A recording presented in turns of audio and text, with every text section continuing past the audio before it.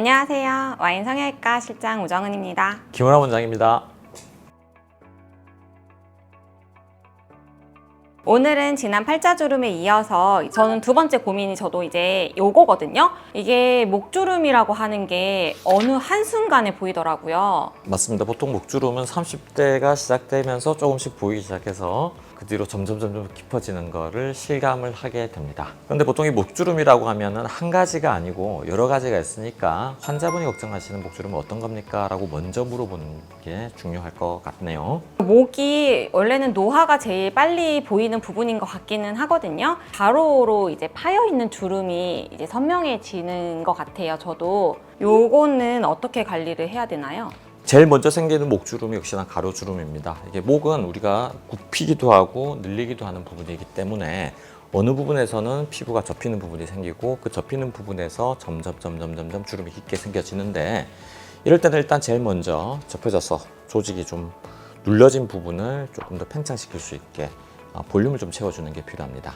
주로 많이 썼던 게 히알루론산 필러를 사용하는데, 이 경우에는 필러가 너무 단단한 것보다는 조금 물성이 부드러운 종류를 사용해서 윤곽에 맞게 자연스럽게 울퉁불퉁하게 보이지 않도록 깔아주는 게 필요합니다. 그런데 궁극적으로 이러한 필러는 조금 이질감이 있기 때문에 최근에는 콜라겐을 좀 생성시켜 줄 수 있는 스킨 부스터 종류를 같이 사용을 하기도 하고, 재작년부터 많이 유행을 하고 있는 콜라겐을 생성시켜주는 물질이 아니라 직접 콜라겐을 넣어주는 스킨 부스터들도 이런 가로 목주름을 좋아지게 만드는데 활발하게 이용이 되고 있습니다.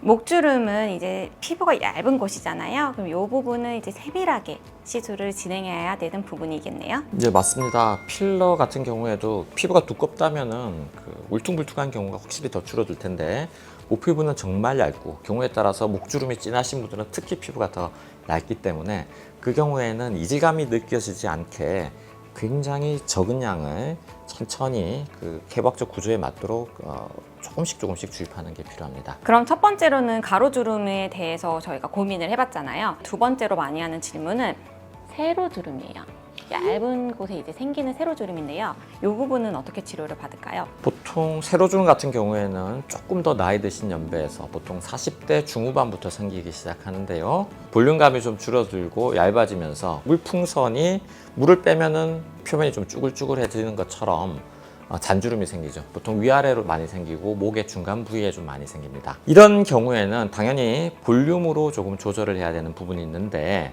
옛날처럼 과량의 필러를 피부 밑에 층에다가 많은 양을 주입하는 게 아니라 피부 자체, 진피층에다가 고르게 물성이 적당한 스킨 부스터를 주입을 함으로써 훨씬 좋아지게 만들어 줄 수가 있습니다. 최근에는 필러라기보다는 히알루론산 자체를 피부에만 주사를 해줬을 때 자연스러우면서도 극형가가 오랫동안 유지되는 제품들이 많이 개발이 돼 있어서, 특히 저희 병원 같은 경우에는 이런 위아래로 생기는 얇은 잔주름에는 글로우 주사라는 방법을 이용하고 있습니다. 아니, 원장님, 글로우 주사를 먼저 얘기하시면 어떡해요? 제가 질문하려고 그랬는데.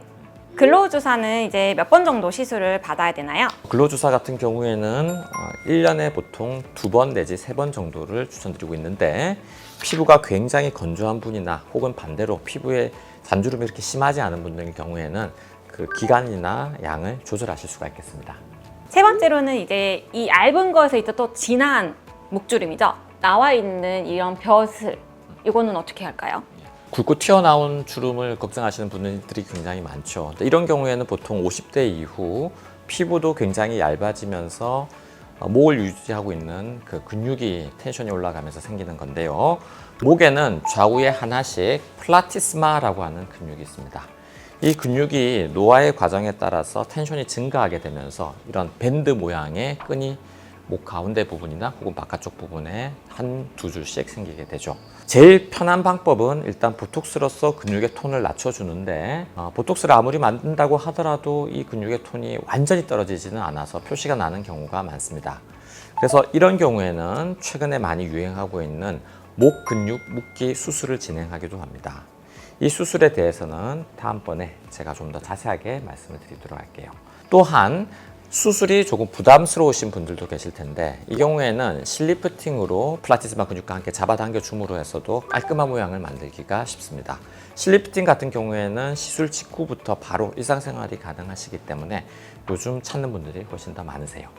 그럼 목주름은 주사 한 방이면 팡 되는 거네요? 항상 말씀드리지만은 그 원인에 따라서 개개인에 따라서 조금씩 다른 방법을 정확하게 쓰는 게 제일 가장 좋은 방법이겠죠? 네. 네, 무엇보다 초기 관리가 더 중요한 것 같아요. 저희가 지금까지 목주름에 대해서 얘기를 하고 있잖아요. 근데 제가 가만히 카메라를 보다 보면은 이제 감독님도 같이 보게 되거든요. 근데 오늘따라 유난히 이렇게 계속 만지고 계시더라고요. 감독님도 조금 고민이신 것 같아요. 감독님도 다음에 같이 한번 보시죠. 아니죠. 바로 가야죠. 다음 시간에 알찬 정보 또 갖고 올게요.